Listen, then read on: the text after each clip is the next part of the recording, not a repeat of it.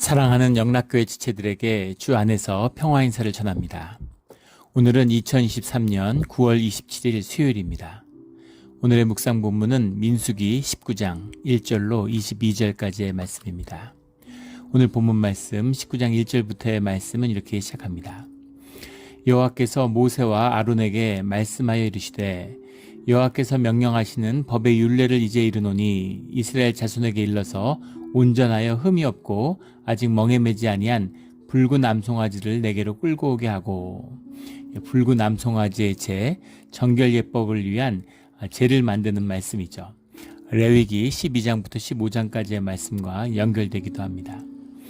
2절에 나오는 법의 율례를 이제 이르노니, 법의 율례라는 말이 이제 후카트 하토라 이런 말인데, 후카트라는 말은 호크라는 말에서 온 거죠. 호크라는 말은 새긴다 이런 말입니다. 성문법에 좀 뜻이 들어있는 거죠. 돌판에 새기다 이런 것처럼 새기다 이런 뜻이 들어있는 거고, 하토라, 토라라는 건 우리가 너무나 잘 알고 있는 야라라는 데서 온 던지다, 쏘다 이런 말인데 율법이죠. 그래서 법의 율례다. 법의 율례에 이제 이르노니 이스라엘 자손에게 일러서 온전하여 흠이 없고 몸에 흉터나 이런 것이 없는 것을 말하는 거죠. 멍에를 매지 아니한, 세상 가운데 뭔가 이윤을 위해서, 욕심을 위해서 쓰임받지 않은, 그러니까 세상과 완전히 구별되어 있는 이제 그런 걸 상징하고 있는 거죠. 붉은 암송아지를 내게로 끌고 오게 하라. 온 몸이 붉은 털로 덮인, 유대 전승에 보면 이 몸이 붉은, 이제 온 몸에 붉은 털로 있는 송아지를 데려가는데, 흰 털이나 아니면 검은 털이나, 그 털이 두 오라기만 있어도, 한 오라기까지는 봐줘요. 두 오라기만 있어도 이것이 이제 온전하지 못하다, 이렇게 해서 이제 받아들여지지 않았다고 합니다. 붉은 암송아지를 내게로 끌고 오게 하고, 우리 숫송아지가 희생제물로 쓰인 것과 레위기에 나오는 거 대비되는 부분이죠. 정결의 그 암송아지 제를 만들기 위해서는 암송아지를 데려왔다라는 겁니다. 정결례라고 하는 건 이제 핏부림과 이제 제로서 이루어지고 있는 거죠. 그래서 그 제를 준비하기 위해서 붉은 암송아지를 가져와라. 3절에 너는 그것을 제사장 엘르아살에게 줄 것이요, 그는 그것을 진영 밖으로 끌어내어서 자기 목전에서 잡게 할 것이며, 우리 앞에서 나왔듯이 레위기에서 보면 번제든 무슨 화목제든 속건제든 속죄제든 제사장이 잡지 않습니다. 그것을, 그 제물을 가지고 온 사람, 그 속죄제로에서 나온 사람이 잡죠. 근데 이 지금 붉은 암송아지는 제사장 엘르아살에게 잡게 한다는 것입니다. 그런데 여기는 아주 복합적인 의미가 들어있는데, 그 제물을 잡고 그 제물을 죽이는 그 죽음이라는 것이 가지는 양면성이에요. 굉장히 깊은 상징적인 의미가 들어있습니다. 이 죽음이라고 하는 것은 죄의 결과죠. 죄의 결과인데, 또 그 죽음을 뛰어넘어서 죽음을 만나야지만이 죄의 문제를 해결할 수 있습니다. 죄의 속죄를 위해서는 핏부림, 그런 생명의 대속 없이는 죄의 용서를 받을 수 없는 것이죠. 그런데 죄의 사함을 받는, 죄 사함이라는 것은 주님께 속한 주권이죠. 주님만이 하실 수 있는 일입니다. 그런데 주님을 만난다고 하는 것은 결국 무엇이냐면은 우리의 죄사함을 받기 위해서 주님의 대속을 만난다는 이야기입니다. 왜냐하면 우리가 죄인이기 때문이죠. 주님을 만나러 간다는 것은 우리가 죄사함을 받는다는 말과 하나죠. 그러면 누가 주님을 만나겠습니까? 의인이 만나겠습니까? 죄인이 만나겠습니까? 죄인이 만나는 거죠. 의인은 없나니 하나도 없다라고 하는 주님의 말씀처럼, 내가 의인이야, 내가 의롭게 살았어, 이런 사람은 주님 앞에 나갈 수 없는 것이죠. 죄인만 나가는 것입니다. 그것이 창기와 세리는 구원을 받는데 바리새인과 사두개인들은 구원을 받지 못하는 비밀이죠. 아주 역설적인 이야기 아닙니까? 죄가 큰 곳에 은혜가 큰 것이죠. 똑같이 죄 사함을 받았는데, 나는 소매치기에서 죄를 졌지만 주님께 용서를 받은 사람과, 이를테면 살인죄를 졌는데 용서를 받은 사람, 누구의 은혜가 더 크겠습니까? 그런 거죠. 죄가 큰 곳에 은혜가 큰 것이에요. 물론 큰 은혜를 위해서 더 큰 죄를 져야 된다는 의미는 아니죠. 그런데 죄인 된 자리, 죄의 수치, 죄의 부끄러움, 그 가운데 진실로 죄의 아픔과 상처를 가지고 나아가는 자들이 죄사함을 받는다는 겁니다. 그 죄사함을 받기 위해서 우리가 치료해야 할 것은 우리의 생명이죠. 그것이 죄의 결과니까.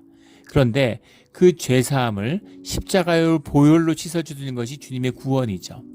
그리고 희생의 제사, 속죄의 제사로 주님이 그 대신에 다른 생명을 취하는 것, 대속의 제물을 취하는 것, 이것이 제사입니다. 예. 그래서 이 핏부림과 제사함을 위해서 주님 앞에 나아가는 것이죠. 그런데 여기 보면은 제사장이 진영 밖으로 끌어내어서 자기 목전에서 잡게 할 것이며, 진영 밖으로 끌어내는데 성막들에서 수송아지를 잡았던 것과는 다르죠. 진영 밖에 끌어낸다는 건 무슨 의미입니까? 속죄제나 속건제에 나오는 그런 세상을 향한 죄사함이라는 것은 중보의 의미가 있는 것이다. 대속의 의미가 있는 것이죠. 그래서 그 죄사함의 결과라고 하는 것은, 그 은혜의 대속이라는 것은 내가 믿고 내가 구원받았어, 이런 구원은 없어요. 내가 세상을 향하여 드림을 받는 것이죠. 속건제가 드려지는 예수님 십자가의 비밀이잖아요. 예수님은 죄가 없으신데 왜 죽습니까? 예수님이 죄사함 받으려고 죽으신 게 아니죠. 세상의 죄를 구원하시기 위해서. 그래서 진영 밖에 나가서 태운다고 하는 의미는 세상을 향한 희생과 봉사와 공적인 삶으로 세상의 구원을 향한 중보자의 삶을 살겠다라고 하는 구원받은 자의 그런 소명이 들어있는 것이죠. 이것이 아주 중요한 속죄의 의미다라는 것을 보게 됩니다. 그래서 그것을 진영 밖으로 끌고 나가는 것이죠. 그래서 그것을 제사장이 잡아요. 제사장이 잡는다라는 의미는 무엇이겠습니까? 제사장이 자신의 죄의 속죄함을 위해서 잡는 것이 아니라 주님이 정결 예법에 쓰기 위한 그런 정결의 제를 만들기 위해서 그 소를 속죄하는, 대속하는 이제 그런 것입니다. 처음 태어난 부정한 짐승도 다 대속해라 라는 어제 나오는 그 말씀처럼 그 짐승을 대속하기 위해서 쓰는 것이죠. 짐승은 무슨 죄를 졌는데 대속을 할까? 이런 질문을 한다면 아직 죄에 대한 의미를 이해하지 못하신 거죠. 우리 모두가 하타라고 하는 말 그대로 주님의 뜻에서 벗어나 있는, 주님의 최초의 창조의 섭리, 물론 인간의 죄 때문에 비롯돼서 모두가 그 죄를 걸머지게 됐지만, 아담의 죄로 인해서 모든 인간이 죄의 굴레에 묶이게 되었지만 그 죄의 사슬 가운데 있는 것입니다. 그 죄의 표현이 우리의 본능, 우리의 육성인 것이죠. 우리가 짐승을 잡아먹고 사는 것처럼 에덴 동산에서는 모든 피조물들이 서로 잡아먹고 그러지 않았겠죠. 그러니까 그 질서가 깨진 것이에요. 그 질서 가운데 사는, 우리의 본능과 육에 맡겨 사는 것, 이것이 죄인 것입니다. 그래서 엘르아살의 대속을 위해 나간 것이 아니라는 것은 분명한 거죠. 그것이 분명한 것은 제사장 위임식 때도 피를 뿌리지 않아요. 왜냐하면 죄사함을 받았기 때문입니다. 이미 주님의 죄사함을 받은 자로서 주님의 것으로 세움을 받았고, 거기서 다시 제사장으로 세움을 받는 거기 때문에 죄사함의 핏뿌림을 위임 제사 가운데 피를 뿌리지 않죠. 그런데 제사장이 직접 소를 잡을 뿐 아니라 그 피를 뿌린다는 것은 이 암송아지를 이제 대속하는 것이다라는 걸 알 수 있습니다. 4절에 7번 피를 뿌렸다라는 게 나오죠. 5절에 그 암소를 자기의 목전에서 불사르게 하되 그 가죽과 고기와 피와 똥을 불사르게 한다. 그래서 속건제의 의미와 통하고 있는 거죠. 죽음을 만나야, 죽음이 죄의 결과인데 죽음을 만나야 죄를 대속받을 수 있는, 죽음을 만나야 죄의 세계를 뛰어넘을 수 있는 것입니다. 이것이 참 역설적인 이런 구원의 비밀이죠. 우리 모두 제사의 자리에서 죽음을 만나는 그런 우리 모두가 되기를 주의 이름으로 축원합니다. 그런데 죽음이라고 하는 것이라는 것은 우리 육신과 관련된 죽음이 있죠. 그리고 우리의 영의 죽음이라는 것이 있는데, 주님 가운데서 새로 거듭남으로 주님의 영이 새롭게 태어나는 것입니다. 육신이라고 하는 것은 육신의 죽음을 이야기하는 것은 아니죠. 성경에서는 죽음이다라는 건 우리 영의 죽음을 이야기하는 겁니다. 육신의 죽음은 옷에 비유되기도 하고, 또는 그 잠자다 이렇게 깨어났다 이렇게 의미하잖아요. 그런 것처럼 영의 죽음을 의미하는 건데, 그 생명을 살리는, 우리가 영이 죽어 있는데 그 영을 살리는 이제 그런 대속의 제사를 의미하는 겁니다. 그런데 그런데 이 죄라고 하는 것, 세상은 죄 가운데 있고 세상 가운데 공중의 권세 잡은 악의 권세가 지배하는 세상 가운데 우리가 살아가고 있잖아요. 그러니까 죄 속에서 살아가고 있는 겁니다.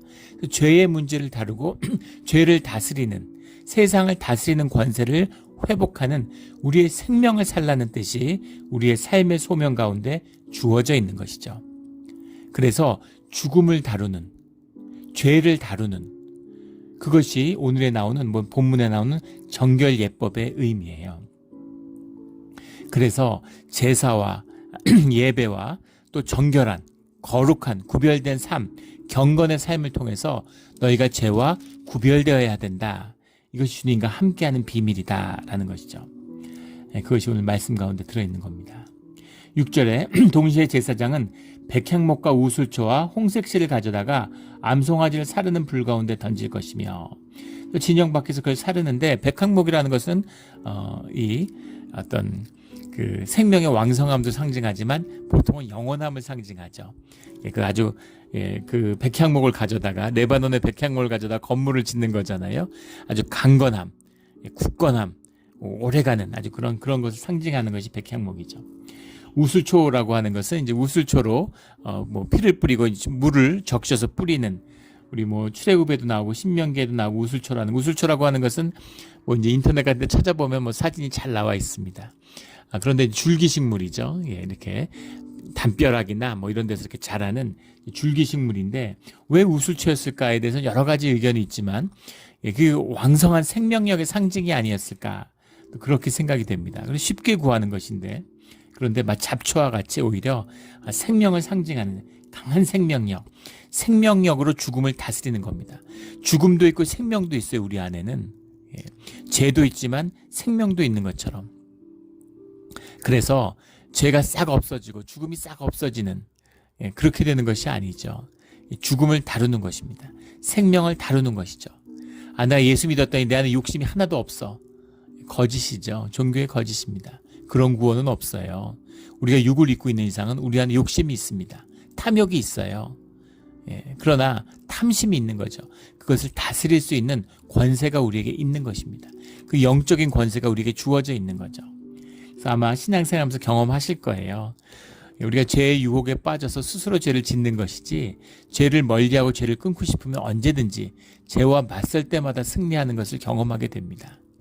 근데 죄에 맞서 승리하는 것이 아니라 죄를 탐닉하는 그런 것이 우리 안에 있는 것이죠. 우리가 마치 탐식, 그것도 탐심의 일종이지, 발현이죠. 음식으로. 저도 그런데 많이 취약한데, 먹지 않는 게 좋은 걸 알아요. 몸에 뭐가 좋은 걸 압니다. 그리고 먹으면 안 좋은 걸 알아요. 근데 그걸 먹고 싶을 때가 있습니다. 그래서 그걸 너무 먹고 싶을 때가 있어요. 한국에 탕후루라고 그러던가요? 중국 이제 간식인데, 과일 같은 거를, 안 그래도 과일도 달고, 과일도 굉장히 당분이 많죠. 그리고 과일에다가 설탕물, 물엿 같은 거에다가 이렇게 발라서 아직 못 먹어봤는데, 뉴스에 많이 나오더라고요. 그 탕후루가 이제 아이들이 너무 좋아해가지고, 초등학교 앞에 난리라는 거예요. 그래서 이제 치과 의사들이 큰 돈 벌 거라고 그런 얘기를 기사에서 봤습니다. 치과 의사들이 쾌재를 부른다 이런. 먹으면 안 좋죠. 굉장히 안 좋습니다. 그러나 얼마나 먹고 싶겠어요. 그런 거죠. 그런 마음을 다스릴 수 있는, 그거 먹으면 안 돼, 먹으면 죽는 거야, 이런 의미가 아니죠. 그것을 다스릴 수 있는 생명의 권세가 중요하다. 그 생명이 주님을 향해 가니까 그거죠. 우리 대장도 마찬가지잖아요. 대장에 있는 균들, 마이크로바이오돔이라고 그러죠. 균들이 있는데, 균이 좋은 균도 있고 나쁜 균도 있는데, 좋은 음식을 먹으면 좋은 균이 늘어나고, 안 좋은 음식을 먹으면 이제 안 좋은 균이 늘어나는 거죠. 그래서 유산균 같은 걸 먹으면 이제 위가 건강해지는 거고, 위가 건강해지면 건강한 걸 먹고 싶어집니다. 그래가지고 야채가 먹고 싶어지고, 저도 예전에 금식하고 나니까 야채가 달다는 걸 처음 알았어요. 야채가 맛있다는 걸 알았습니다. 그 전에 몰랐던. 그런데 안 좋은 걸 막 먹고, 초콜릿, 아이스크림 이런 거 먹기 시작하면은 이제 그런 안 좋은 균이 늘어나는 거죠. 그러면 그 안 좋은 균들이 또 그걸 달라고 요구하는 거예요. 그럼 그런 게 먹고 싶어지는 겁니다. 그게 얼마나 무섭냐면 마이크로바이오돔이 뇌를 움직여서 우리 식욕을 좌우한다는 거죠. 무시무시하지. 이게 생명의 비밀이에요. 예, 얼마나 에고가 거짓이냐면 내가 내 삶의 주인인 것처럼 내 안에 내 몸의 세포만큼 많은 세균이 내가 아닌 것이지만 나와 함께 살고 있는 그런 유사한 균들이 내 대장에 살고 있고 그게 나의 식욕과 나의 어떤 그 감정과 이런 데 깊은 영향을 미치고 있다는 것이죠. 그래갖고 이게 이제 대장하고 뇌가 교통하는 거죠. 뇌는 사실은 외부의 어떤 것도 혈액을 통해서 침투하지 못하도록 다 막죠. 그런데 그 세균의 정보를 받아들인다는 거예요. 신기하죠. 같이 살아가는 겁니다. 근데 그 세균을 다스려야 되는 거죠. 근데 막 살이 쪄요. 살을 빼야 되는데. 근데 우리 먹는 거하고 아무 상관없다는 거죠. 예전에 뭐 칼로리 단식 같은 게 유행한 적도 있었습니다. 칼로리가 우리의 체중을 좌우한다고 믿었는데 칼로리가 아닌 것이죠. 칼로리가 얼마를 투입되든 중요한 건 대장에서 흡수하느냐 안 하느냐예요. 그런데 대장에 좋은 균들이 있으면 안 좋은 걸 먹어도 흡수하지 않는 것이죠. 안 좋은 것이 있으면 심지어 투입을 안 해도 흡수하는 겁니다. 무시무시하죠. 예. 이 당을 만들어낸다는 거 아니에요. 그 음식을 난 물만 먹어도 살쪄. 물만 먹어도 살찌는 게 아니라 남들 먹는 거 구경만 해도 살찔 수 있는 거죠. 우리 대장의 컨디션이죠. 그런 겁니다. 그래서 몸을 다스린다고 하는 것이 이제 얼마나 중요한 것인지, 우리의 죄를 다스린다는 것, 우리의 삶을 다스린다는 것 다 같은 얘기죠. 그것을 다스리는 것을 위한 주님이 정결의 예법을 우리에게 허락하시는 거예요. 우슬조에 백향목 우슬초 홍색실 가루 이렇게 태운 재 뿌리면은 정결해지나요? 물리적으로? 그런 의미가 아니죠. 요즘은 이런 방법 안 쓰잖아요. 왜 이런 방법 안 쓸까요? 우리 초등학교 때 선생님이 초등학생들이 있는데 물건이 없어져요. 뭐 없어졌다고. 그러면 이제 그 없어진 애를 일단 야단치죠. 물건 제대로 간수하지 못했다고. 그리고 모두 책상 위에 무릎 꿇고 올라가라 그럽니다. 무릎 꿇고 올라가라 그래가지고 죄 있는 그 훔쳐간 사람은 조용히 손들라고, 지금 고백하면 용서해준다 이렇게 얘기하죠. 제가 이제 항상 키가 컸기 때문에 제일 뒤에 앉았어요. 뒷번호였습니다. 저희 때 초등학교 때 80명, 또 이제 중학교 가니까 이제 한 60명 이렇게 됐었는데, 과밀하게 지금 상상도 못하는 상황이죠. 앉아 있는데 이제 키로 사니까 제일 뒤에 앉아 있으면 어린 나이에 눈을 이렇게 살짝 뜨고 보는 거예요. 근데 분명히 손 아무도 안 들었는데 선생님이 됐다고 이제 다 자리에 앉으라 그러고, 손든 애는 나중에 선생님한테 조용히 교무실로 찾아와라 이렇게 얘기를 하죠. 더 어렸을 때는 선생님이 이렇게 통 같은 걸 가지고 와가지고 여기다 손을 집어넣으면 도둑질한 애는 손이 검은 잉크가 묻어서 나온다. 이거는 이제 초등학교 1학년, 2학년 때. 요즘은 아마 1, 2학년도 안 통할 것 같아요. 이 안에 잉크가 들어있는데 그 안에 손을 넣으면은 도둑질하는 손이 검게 된다고. 그래서 이제 하나하나 넣어서 손을 넣어서 그거 하기 전에 이제 자진 신고를 해라. 그러면 막 이제 울면서 신고하는 애도 나오고 이러는 거죠. 무슨 얘기를 하려냐면은 방편이라는 것입니다. 신앙의 방편이죠. 우리가 미숙하고 우리가 이렇게 어렸을 때 지금도 가톨릭에서 면보를 하잖아요.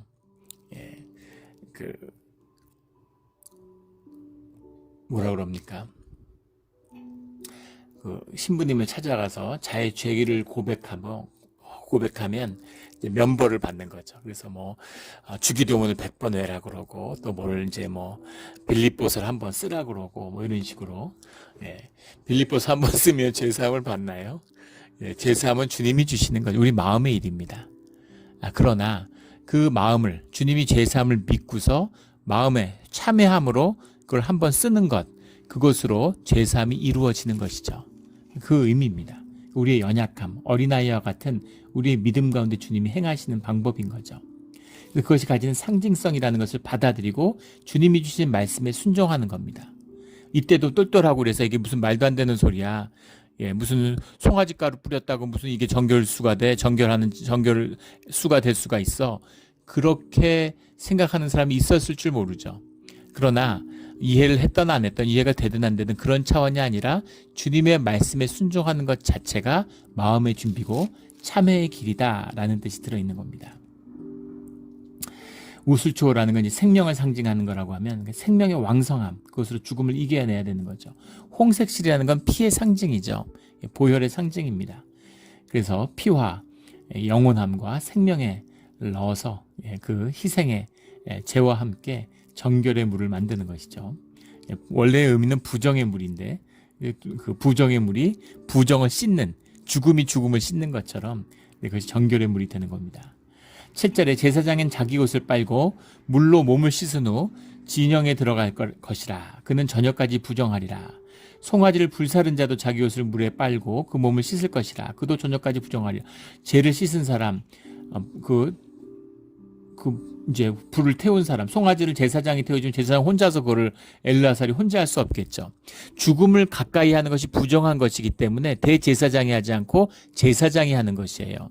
대제사장이 중보자로 제사장이 준비된 것을 대제사장이 그 죄의 자리에 죄 오염되는 것을 막기 위해서 거기서 구별되는 것이죠. 하지만 이것을 준비하는 것이 다음 대제사장이잖아요. 엘르아살이. 엘르아살을 통해서 준비되는 겁니다. 그 안에서도 구별되고 있는 것이죠. 그래서 그 부정함이라는 것, 생명을 잡는 그 부정함이라는 것을 통해서 부정해졌기 때문에 그 부정함을 씻어야 된다는 겁니다. 혼자 그 소를 잡지 못했겠죠. 그걸 잡는 일을 도와준 사람도 부정하니까 부정을 씻어라. 그 부정을 거둔 자들들, 그 죄를 거둔 자들도 전부 다 이제 이 정결의식을 가져야 된다라는 겁니다. 9절에 가면 이 부정을 씻는 물이라고 해석을 했는데 부정의 물이라고 하면 오해할까봐 원문은 레메이 니다흐라는 말인데 부정의 물이에요. 더러운 물이다 이런 말입니다. 그 죽음을 씻은 물이니까 죽음을 담은 물이니까. 근데 이것이 죽음의 물이지만 주님의 의식을 통해서 제사를 통해서 이제 죽음을 씻는 물이 된 것이죠. 이 역설입니다. 그래서 렘메이 니다흐 하타트 이렇게 되어 있습니다. 하타트라는 게 죄죠. 그것은 속죄죄 아니라 이것이 속죄죄라는 의미가 아니에요. 속죄죄 진영 밖에 가지고 나가서 죄를 만든 건데 이게 속죄죄일 수가 없죠. 하타트라는 건 이제 죄라는 의미인데 죄를 씻는 물, 임퓨리티, 니다흐를 씻는 물, 그 물을 완성지었다. 이제 이 의미입니다. 이런 뜻이죠. 이제 우리 레위기를 나눴기 때문에 이걸 오해하는 분은 없겠지만, 이것이 이제 속죄죄냐, 이것은 죄다. 이것은 죄를 씻는 것이다. 이렇게 했으면 좋았을 텐데, 죄라는 말, 속죄죄라고 붙이니까 속죄 제사다. 이제 이런 의미는 아니라는 의미입니다. 하타트, 죄와 부정을 씻는 물이다. 이제 그런 의미죠. 12절에 그는 셋째 날과 일곱째 날에 제물로 자신을 정결하게 할 것이라. 그리하면 정하려니와 셋째 날과 일곱째 날에 자신을 정결하게 하지 아니하면 그냥 부정하니. 3과 7이라는 건 굉장히 중요한 신적인 의미죠. 성경 전체를 통해서 늘 보게 되는 겁니다. 셋째 날 그러면 항상 새로운 시작이죠. 완전히 새로운 질서의 시작을 의미하는 것이 셋째 날입니다. 성경에 셋째 날에 그러면 의미가 이제 달라지는 것이죠. 일곱째라고 하는 것은 온전함과 주님의 완성이죠. 주님의 질서의 시작입니다. 이래를 지난 뒤에 일주일을 지난 뒤에 주님이 정한 시간, 주님이 이룬 시간, 그것을 의미하는 것인데 그 이래 동안에 셋째 날과 일곱째 날에 이 제물을 통해서 자신을 정결하게 해야 된다. 제물을 뿌려야 된다라는 거죠. 셋째 날이라는 의미는 참회의 의미입니다. 내 준비죠. 셋째 날이라는 것은 주님의 뜻이지만 인간의 날과 구별되는 것이잖아요. 땅의 역사예요.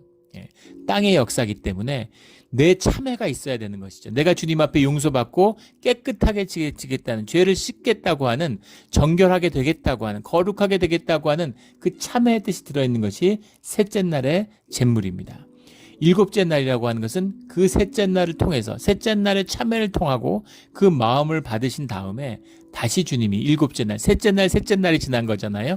여섯째 날이라는 완전함이 이루어진, 앞에 이루어졌던 내가 죄를 안고 있지만 주님께 참회하고자 나온 세 번의 날, 그리고 셋째 날이 되어서 주님의 제물로 뿌림을 받고 정결함을 받게 것을 구하고 정결함의 자리로 나간 다음에 다시 셋째 날이 지나서 완벽한 주님의 일곱째 날이 열리는 거죠. 그날에 구원을 받는다라는 겁니다. 그날의 정결함이 이루어진다라는 거죠. 이게 굉장히 중요한 의미입니다. 교회가 타락하니까, 기독교가 타락하니까 막 싸구려 칩그레이스가 범람해요. 그래가지고 주님이 피 흘리셨기 때문에 다 용서받았다고 막 이야기합니다. 모든 사람이 용서받았다고. 그 양극단이 있죠. 리버럴들은 그런 식으로 막 그걸 흐리는 겁니다. 참여하지 않는데 어떻게 용서를 받습니까? 용서를 구하지 않는데 어떻게 용서를 받아요? 그 용서함이 내게 임하고 그 용서가 나에게 죄 사함의 용서가 돼야 되는 것이죠. 잘못한 것이 없는데 내가 의인인데 어떻게 죄인이 아닌데 용서를 받습니까? 그것이죠. 또 반면에 나는 뭐 회개했으니까 죄 사함을 받았어. 또 이렇게 얘기하는 막 구원파처럼 구원받아서 죄가 없다 그러고 완전히 사기극이죠. 예전에 밀양이라고 하는 한국 영화가 있었죠. 거기서 이제 그 주인공으로 나오는 여자가 이제 이혼을 했던가요? 사별을 했던 잘 기억이 안 나는데 이제 혼자 아이를 데리고 시골에 가서 키우려고 밀양에 내려가죠. 근데 그 학원에 보내는데 태권도 학원인가요? 그 학원에 있는 사람이 이제 그걸 납치하잖아요. 아이를 죽이는.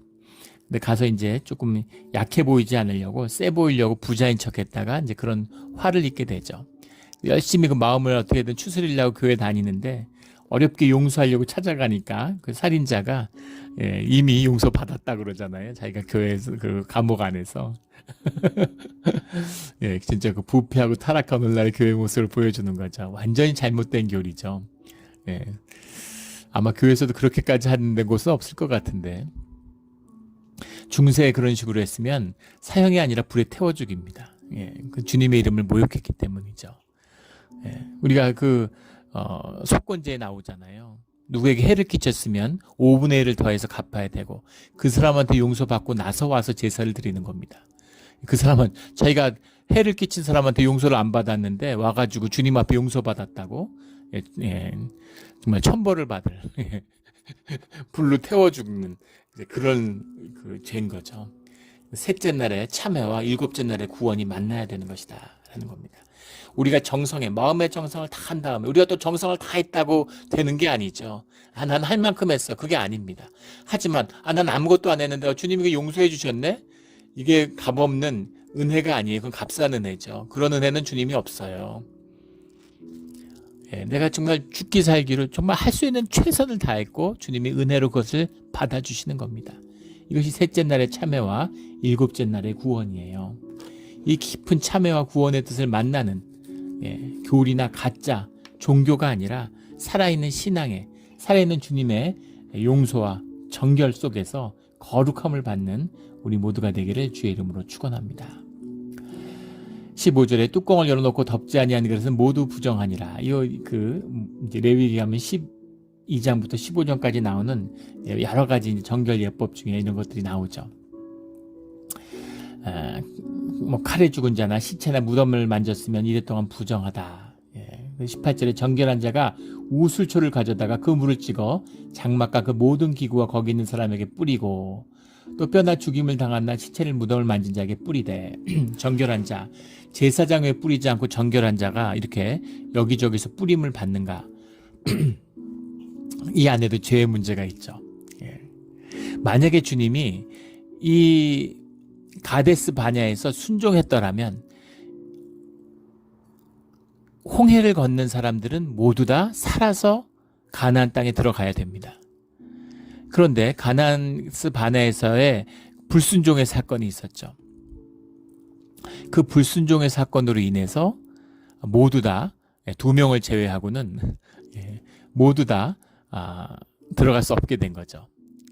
그때 우리 나누면서 한번 가데스 바네 사건 하면서 얘기했겠지만, 그 이제 인원을 조사해 보면 거의 하루에 100명 이상, 200건씩 사망자가 나왔을 거예요. 매일 수백 건의 사망자가 나오는 겁니다. 그러니까 이 같은 장막 안에 살면서 이동하고 있는데 이 죽음의 문제를 다루는 큰 사건인 것이죠. 이걸 다뤄야 되는 거예요. 그래서 그 수백 건의 사건을 지금 몇 명의 제사장들이 이제 할 수가 없었겠죠. 뭐 그런 이유도 있었겠지만 이 문제, 죽음이 일상화되어 있는 겁니다. 이 죽음이라는 것이 죄의 결과인데 그 죄의 결과로 인한 죽음이 일상적으로 우리 삶 가운데 이루어지고 있는 거예요. 죽음을 만나고 죽음을 다루는 법을 알아야 되는 겁니다. 오늘날 우리의 삶과 똑같죠. 일상적인 죽음을 만나요. 죽음이 늘 가까이 있습니다. 죽음이라는 것은 살아있는 모든 것을 삼키는 영적 권세가 있어요. 생명으로서 죽음을 다스려야 되는 그 생명의 소명이 우리 또 믿는 자들에게 있습니다. 그래서 죽음을 마주하고 죽음의 그 두려움, 고통, 상처, 아픔을 마주하고 그 죽음을 통해서 주님 안에서 죽음의 권세를 꺾고 죽음을 다스려야 하는 그 의미가 우리에게 있는 것이죠. 이것이 오늘 정결의 제, 부정을 씻는 물의 비밀입니다.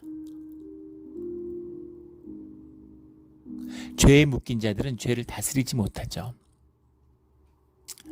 그래서 주님이 이 일상적인 죽음 앞에 그 죽음을 다스리는 그 법을 우리에게 말씀하고 있는 거예요.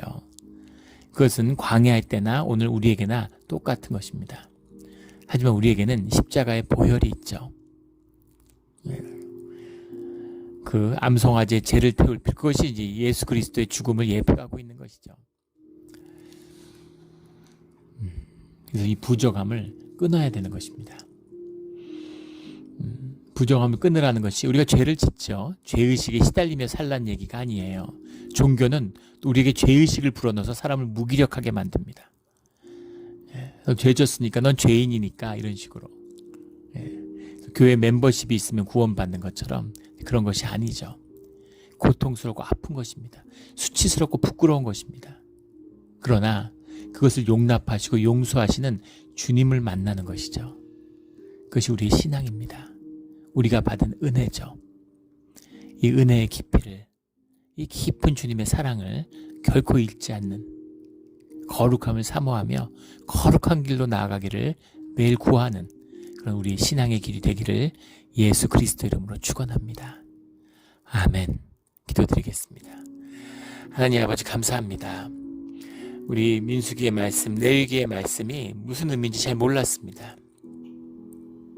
어떨 때는 우스꽝스럽기도 했습니다. 왜 소를 태워서 재를 만드는 것인지, 우수초를 넣고 홍색실을 태우는 게 무슨 의미가 있는지를 저희가 잘 몰랐습니다. 그러나 우리를 위한 이 연약하고 이 무지랭이와 같은 우리를 위한 주님의 인도하심임을, 주님이 주시는 복된 말씀임을 이제는 압니다. 그 말씀에 순종하며 주님의 구원으로 이끄시는 그 길을 주님과 함께 영원히 걸어가는, 끝까지 걸어가는 우리의 믿음의 길이 되게 하여 주시옵소서. 감사하며 예수 그리스도의 이름으로 기도드렸습니다. 아멘.